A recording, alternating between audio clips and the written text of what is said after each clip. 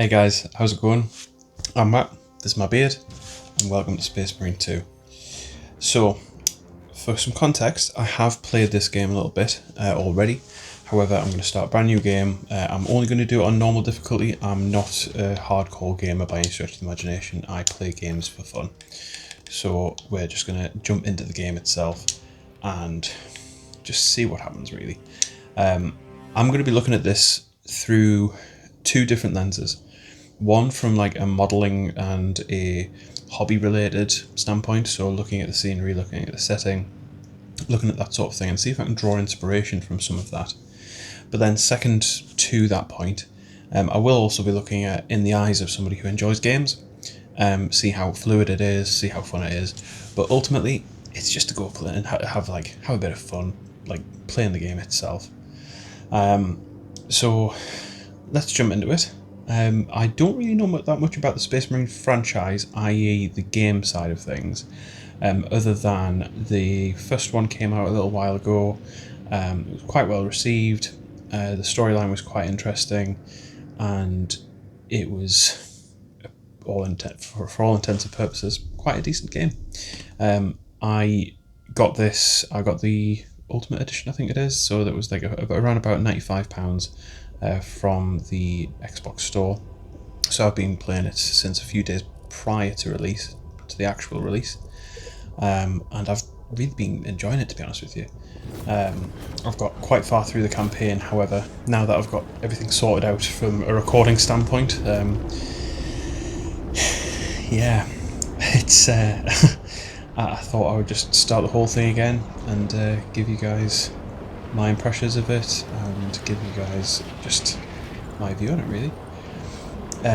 Now I will say this intro, it's absolutely amazing. It chronicles the stage 1 of a Hive Fleet invasion. Now, a video that is coming shortly is my experience with Tyranids, my story with Tyranids, and finally you'll get to see my entire army in one place at one time, and I'm quite looking forward to sharing that with you, because there's a reason why I've been waiting. There's been a quite substantial reason why I've been waiting to release that video, and it is going to be a big video. It's going to be kind of like a mini documentary type thing, which sounds quite boring, but to me it's a passion project. I will be going through my history with Tyranids. I'll be going through sort of my nostalgic memories of the Tyranids and realistically what actually drew me into Tyranids in the first place, and then where we are today, what I've painted, how I've painted it, and just give you guys a general overview of the army that I have, and then what it all culminates into, which you'll see. So, enough about that. Space Marine 2. So we are a Deathwatch kill team, and we are descending onto Kodaku, which is going through stage 1 of a Tyranid invasion. So we're going to get dropped on the world, and we're going to see how we work it out and how we fix it. Now, that's an interesting bottle right there. You've just seen that in the clip. It will be revealed what it is, but yeah, from a lore perspective and from a thematic game perspective, it's actually a really cool bit of kit. But anyway, let's watch what happens.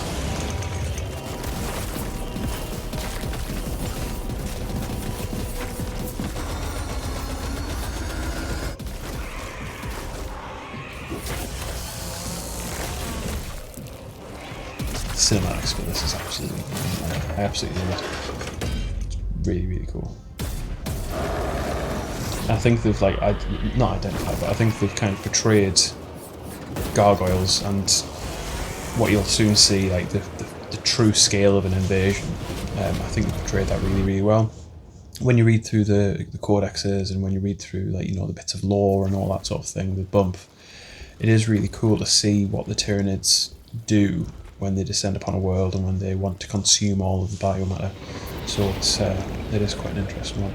Now, just as a quick FYI, I do have my namesake with me. I'm currently recovering from quite a bad back. I had an injury occur at work, so I'm currently just taking it chill, and I haven't been sleeping very well, so hence the relentless. Right, let's jump into this.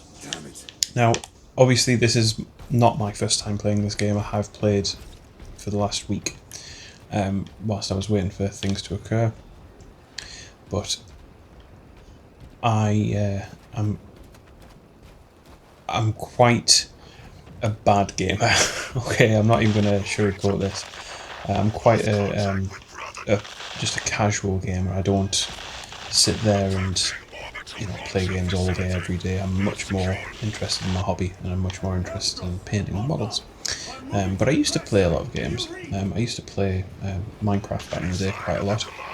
I love the creative element of that, but I was playing survival, but I loved the creativity that came with it. But then I also played quite a lot of God of War, like all of the original PS2 games going into the PS3 and PS4 games, and then obviously God of War, like the new release, so Ragnarok and whatnot, that they were amazing. My favourite franchises would probably be the Bethesda games, so predominantly Fallout and the Elder Scrolls series. Played a little bit of online. It wasn't for me. Absolutely loved Oblivion. That was kind of my come up game. That's the game that I kind of grew up with. But Skyrim, obviously pumped a lot of hours into Skyrim. It was kind of just, it lost some of the charm of Oblivion, but it gained a lot more of like the gravitas of Oblivion. Now, just going to cut into the game now, because this little area here is really quite an interesting area, and from a breaking the fourth wall perspective, there's a lot that I can take from this as a modelling person, like as a miniatures person. Like, I mean, if you look at all of the sort of the ground chaff and all of the stuff that's kind of adorning the floor, then you look at all of the bioorganic material that the Tyranids have kind of tried to start harvesting and collect for when the Hive fleet wants to start consuming, and to bring the spires down to start eating. It's quite interesting to see, and just how it's all, how visceral it is, but how grimdark it is at the same time. It used to be a working mechanicum, but now it's just desolation and ruin. Just the piles of like bioorganic material just everywhere. All of the blood, like the dismembered body parts, like all of this really adds to a really grim overview as to what you would expect in this area. So this is our first encounter with the Tyranids on the game. This is just a training mission at the end of the day, like the first part of the games usually are, and it just gives you an indication as to how the mechanics of the game work. And as you can see, you've got 2 health bars. You've got your armor, which is the bottom 3 the bottom 3 nodules, like underneath your main health bar. Your health doesn't regenerate, but your armor does, which is pretty cool. I did obviously do the pre-order side of things, so your chainsword may not look like the same as mine, but mine is the Batmacrag skin. It's just a visual thing. But the Batmacrag, funnily enough, is actually one of the first. It was my first actual box of Tyranids that I got.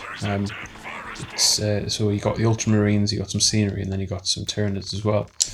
And it was quite a good box. I mean, you got some Gene Stealers, you got some Termagants, I believe. You got some of the little floor spore things, like the scenery for the Tyranids specifically. But then you also got then you also got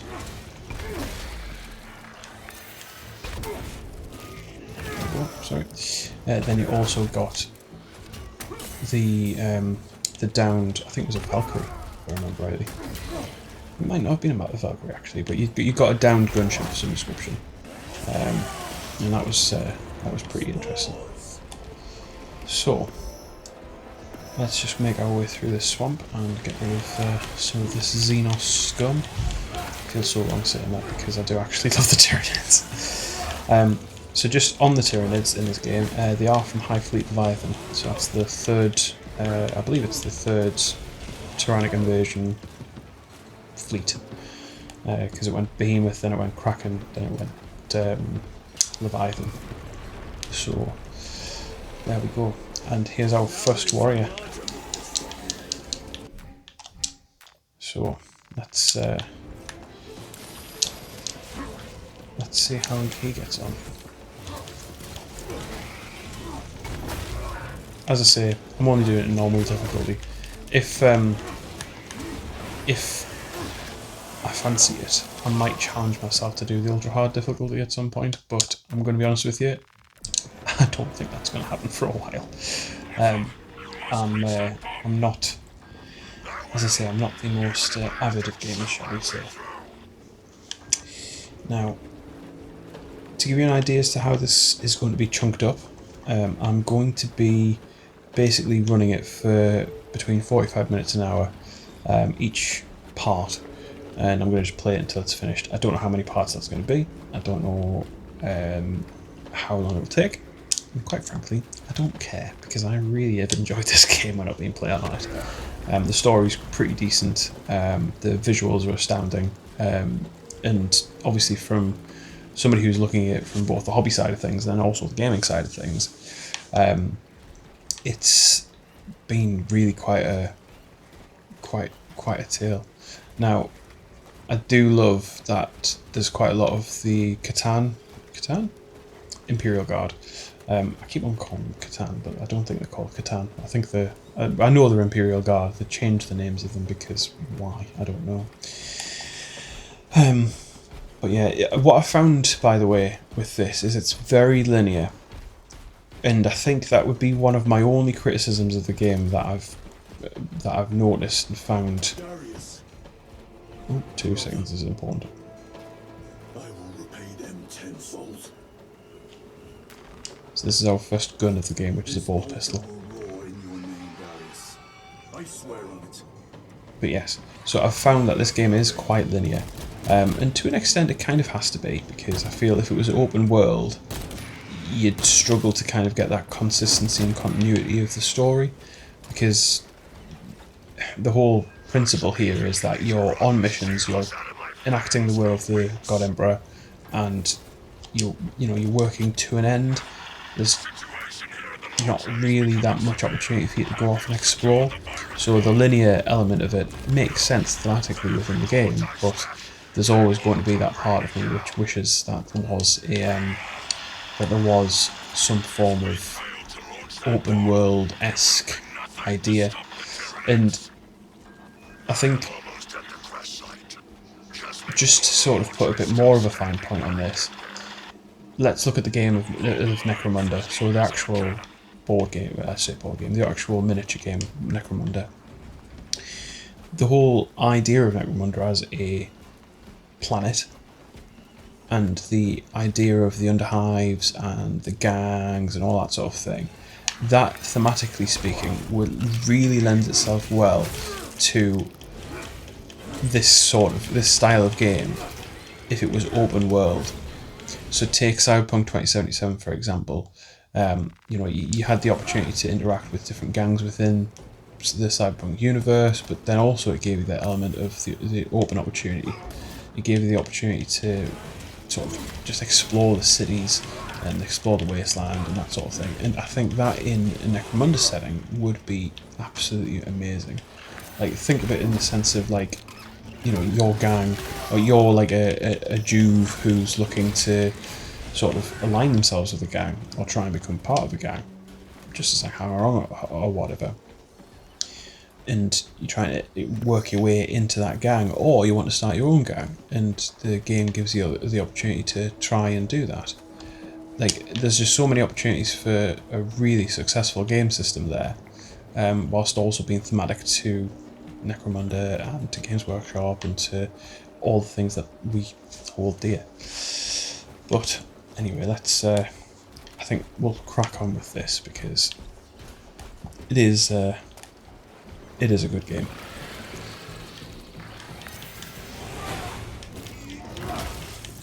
I still think the finishes are sick. I loved Doom, and I loved God of War for just the brutality of it. I thought just they were really quite cool games to play. So this kind of mixes two of my loves, which is like that hack and slash element, with the lore and the storyline of of the 40k universe. And obviously this follows one particular character who you'll be introduced to shortly, and the story that unfolds is really, I would say it's quite detailed. Looking at the reviews that I've seen online of this, that have come out subsequent to its release, there's been people complaining that the story is kind of flat and the story's very much A to B, which to an extent I agree with the A to B element, because it is A to B, you know, go here, do this, go here, do that. But in the same breath, it's Warhammer, and you're a Space Marine. What else are you meant to do? You can't really have that independent thought unless you're a Primarch. You can't really go forth and do just stuff in general without that level of that level of order and that level of mission objectives and that sort of thing.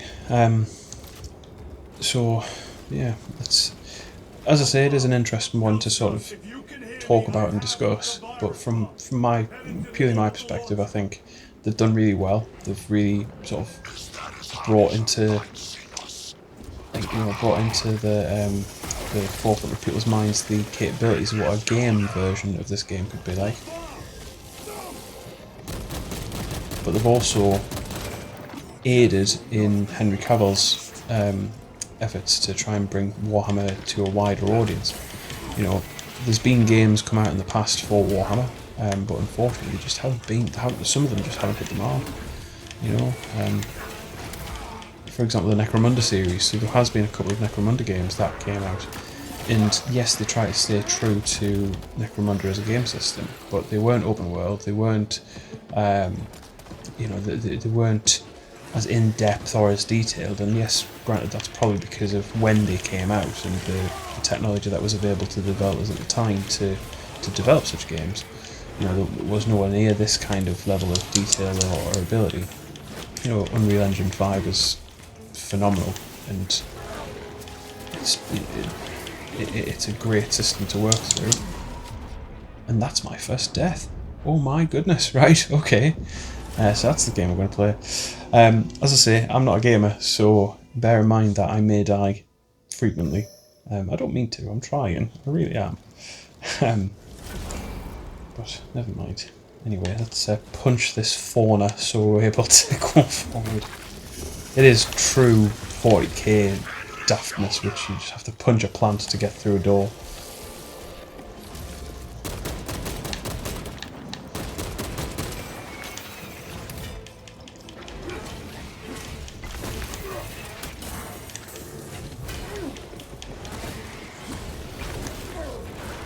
Here's a good finisher. There's a finisher further on in the game, which I'll tell you when we get to it. But I do love the finishes that do come with a specific enemy. Yeah.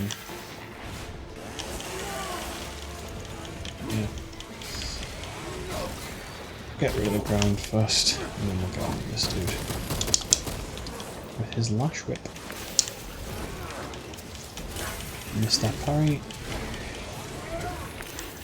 And that parry, good God. And that parry, right. Let's kill you.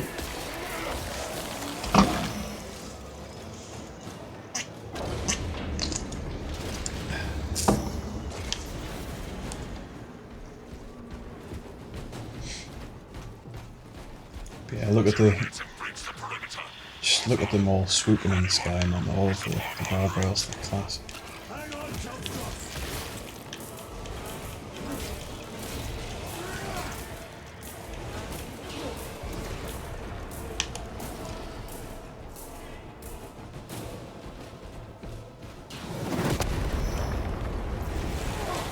Now, there is a part of me which wishes that some of the larger Tyranids were involved in this. And when I say some of the larger ones, I mean specifically the Haradrim, the Hierophant, even the Haradros. So the older Games Workshop, or Forge World rather, sculpts.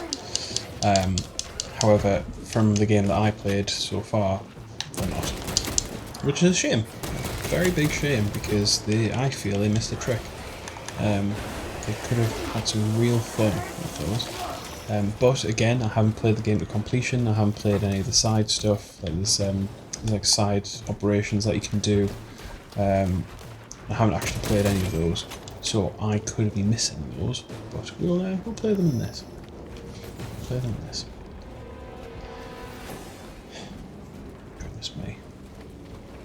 Are you with me? I have the bomb.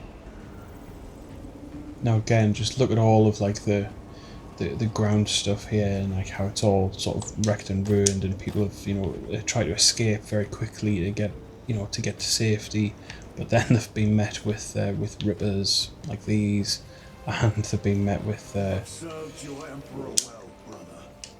just the first wave, So we have two weapons. We have our bolt pistol, which we'll have our chainsword out with, but then we also have our bolt rifle. Now I can switch into just your melee attacks very easily. That's not a problem when I have my my bolt rifle out, but ultimately it doesn't really impact gameplay if you have either of the weapons out. If you want to use melee, you can use melee. It's fine. Now, I will be trying to keep my eye out for data slates. So there are things called data slates, which basically give a little bit of it's just an audio tape really of a person who is going through stuff, and they're explaining what they're going through, and it just adds a little bit more depth to the game that you play, a bit more lore to the game that you play. And some of the ones that I've found have been quite interesting, they've been quite fun, lots of heresy, and yeah, it's overall it's been a really pleasant experience, this, to be honest with you.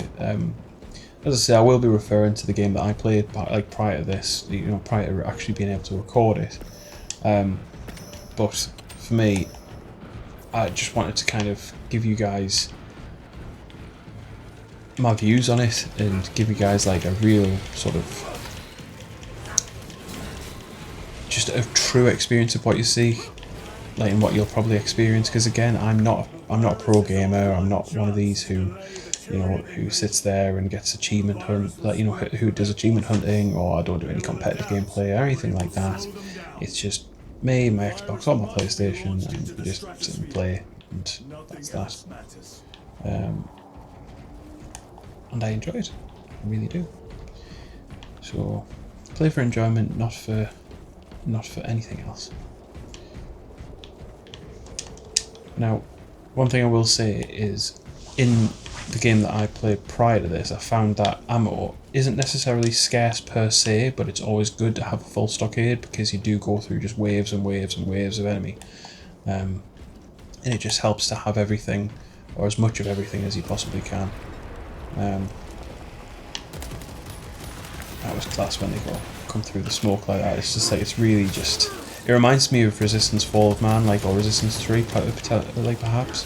So Resistance was a game that came out, it was like one of the opening games for the PlayStation 3, and it really hit the mark in like what horde gameplay could be like. So, like, horde overwhelming large volumes of enemies that you have to work your way through to get to an end goal, and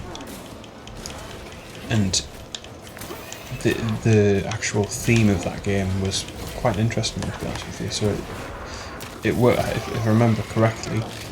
It worked at the same timeline as World War II, but it took a bit of a different turn of events, in that there was a genetic mutation that created Chimera, and Chimera were actually some form of alien force or something to that effect, They look quite similar to the Gene Stealers, if I'm honest with you, just a bit more upright as opposed to hunched over. And they had the ability to wield weapons of their own making. This is quite funny, I like this interaction. Open the gates. Shift chronometer reset. You're registered as on duty. Oh yeah, you are a craft. I'll open the door for you, mate. No bother. Fine synchronicity.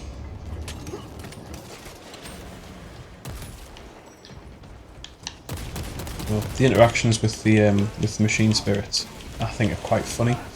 Just because they're very, as I say, it's all high gothic, but it's also like very do this thing, but I have to perform this right. Do that thing, but you haven't performed that right. Go and speak to your Magos immediately. Ah. So, but yes. So let's get through to the next part. So we have ourselves the it's basically like a virus bomb, which we've just loaded into that ordnance there, and it's a Xenos, basically gene destroyer, if I'm honest with you. So the way it operates is that it's like it gets shot into the atmosphere. It then disperses and it basically stops the Xenos from spreading. It stops the Xenos from breeding and from, it kills them off after a generation. And obviously generations of Xenos are quite short-lived. They usually only live for a short period of time before they're consumed or they just simply die. Depend upon the outcome of the invasion. Now, I'm going to fill my armour up, fill my ammo up, get some frag grenades, and let us go out here. Machine Spirit, where is the command console? On the observation platform above. The Magos on duty does not respond. Summon the lift.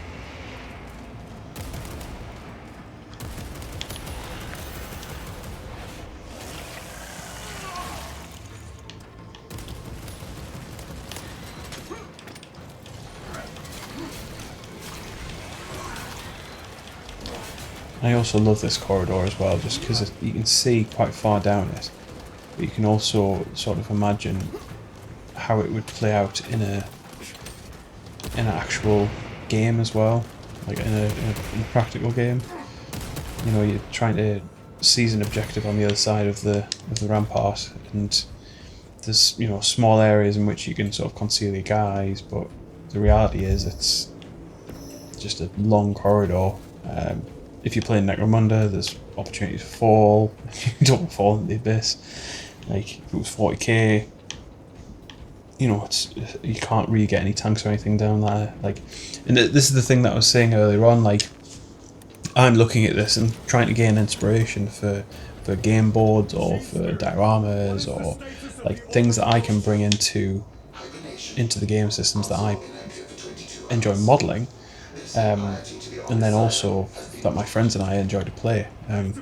Just anything to add more to that feel. It would I think it would really help, and make things feel a lot more. I don't know how can I explain it.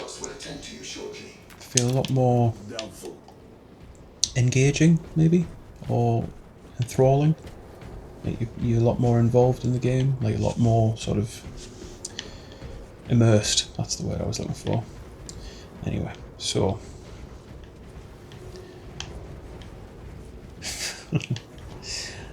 I do love the visual of technology in these areas. Like, so this looks like the CERN particle accelerator. I just think it looks brilliant. Like, I know it's not meant to look like that, but it does make us laugh. However, we are now about to observe something quite interesting.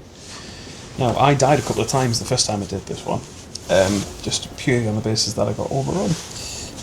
However, we shall wait, should we go and shoot?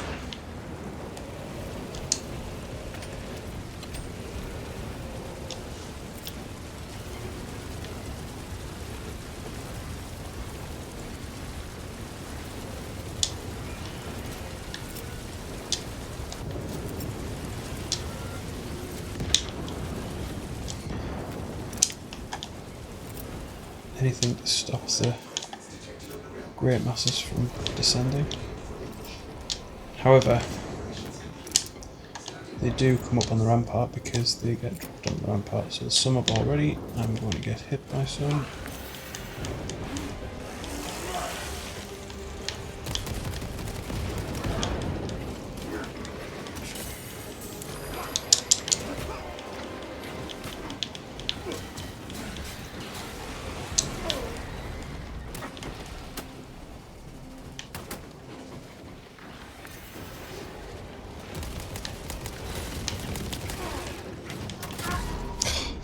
Told you.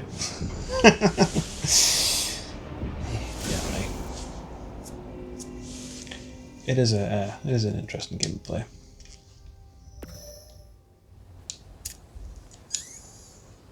Right, come on. Let's do it.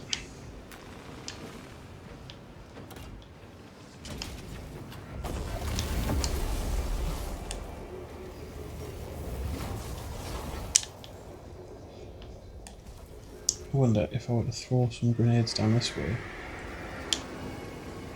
would that help matters? Can you not hasten the damn process? Seismic disruptions have occurred. Launch trajectory may have been altered.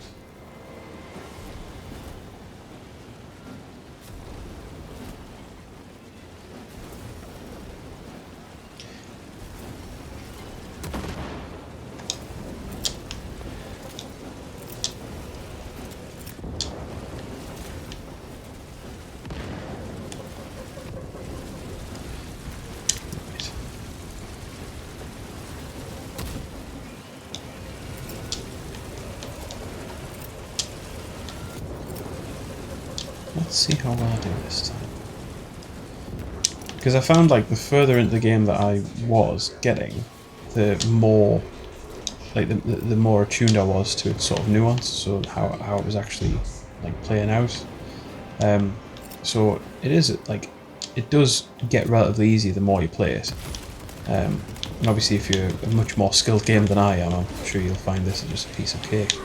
But for me, when I'm obviously not really that much of a gamer, like, it is a little bit challenging. I'll be honest with you, it's a little bit challenging. But never mind.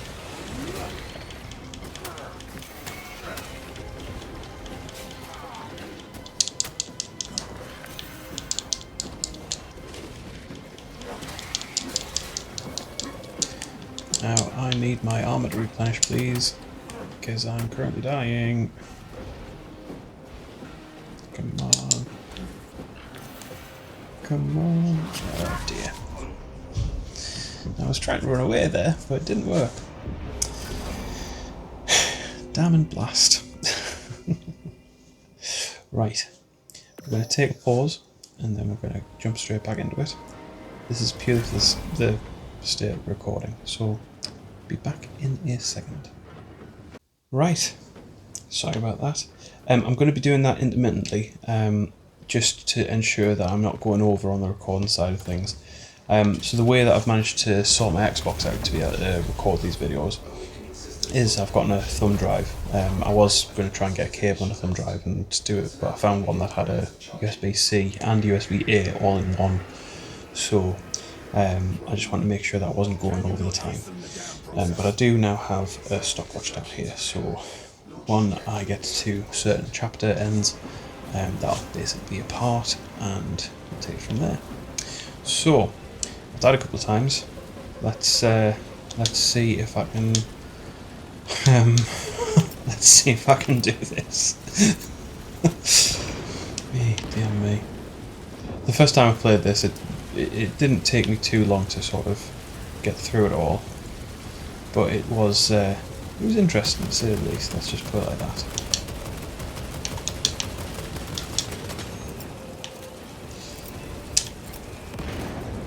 Let's try and get some mojo going.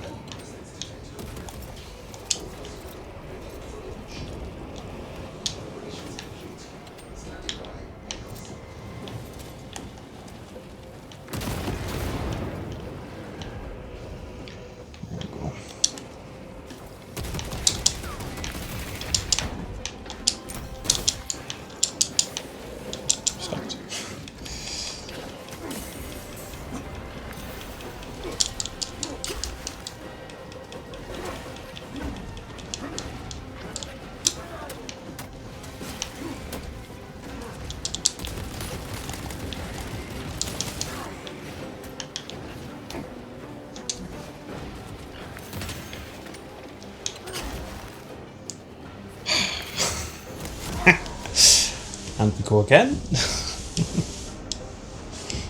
Dear me.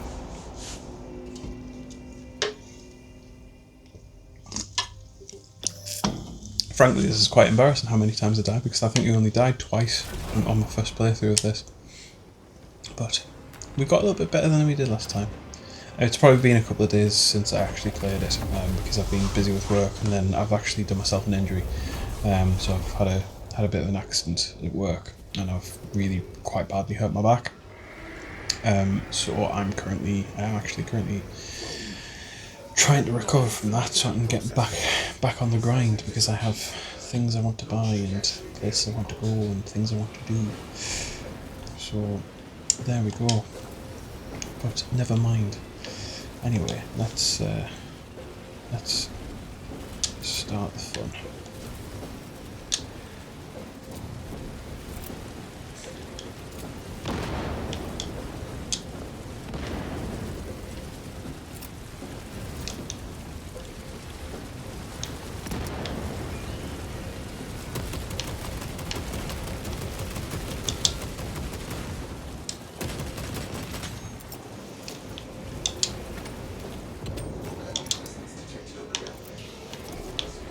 So if we can manage these ones coming up, and then get some hits on the warrior on his way.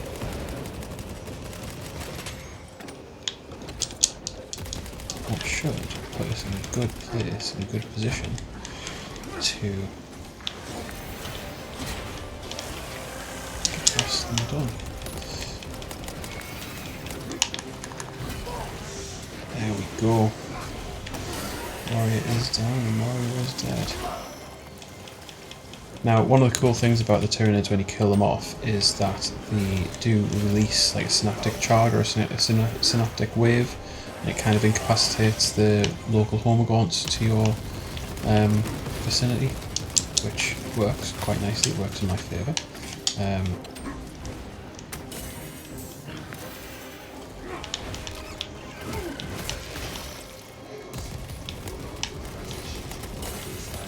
Oh my.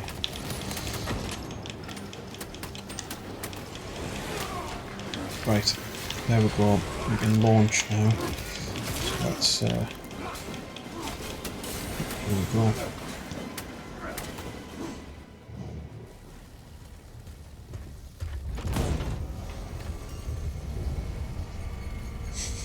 Thunk!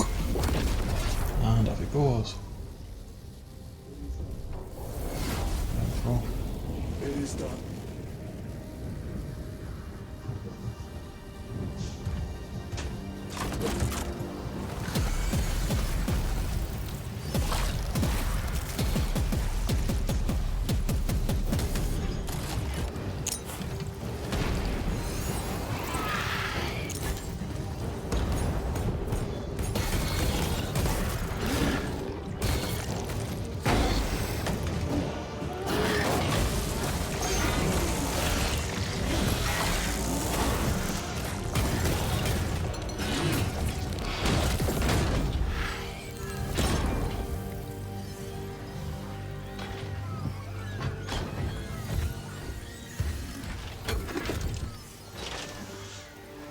And there he is. Titus. So Titus was the main protagonist throughout the first game. And we find ourselves playing as Titus in the Death Watch. Which, interesting turn of events. I will take you all with me.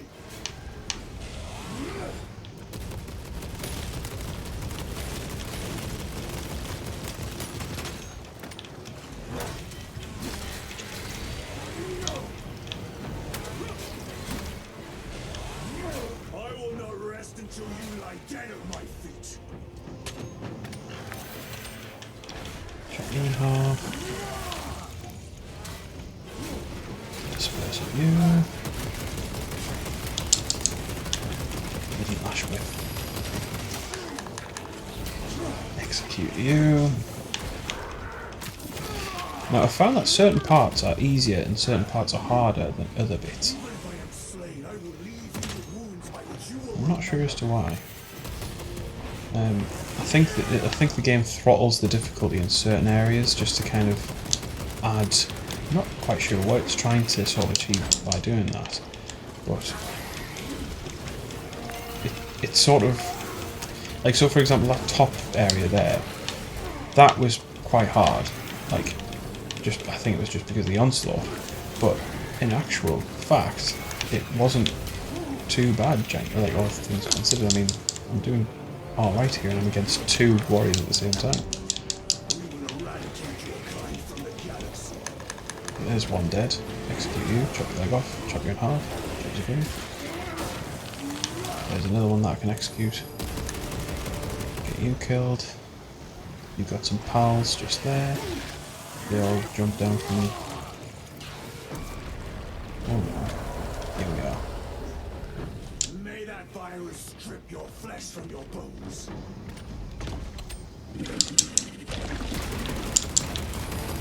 And here we have a Carnifex. So, you know, a bit more sundering of an enemy, but more slow. But the way that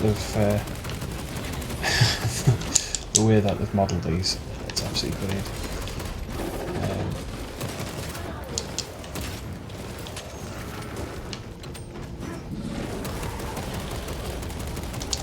I do love the fact that your heads-up display as well is very minimal, unless it's like something that's actually relevant for that time. It gives you a little bit more of that immersive feel within the game.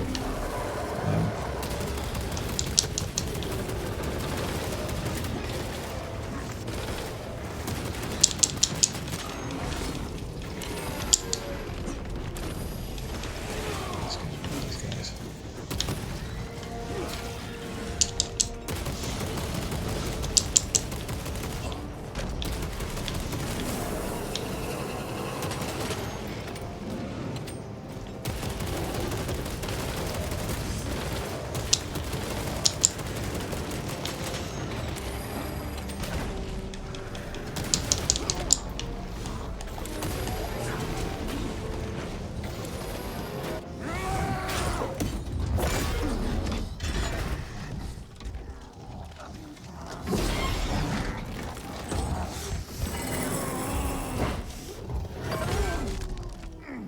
Look at that map.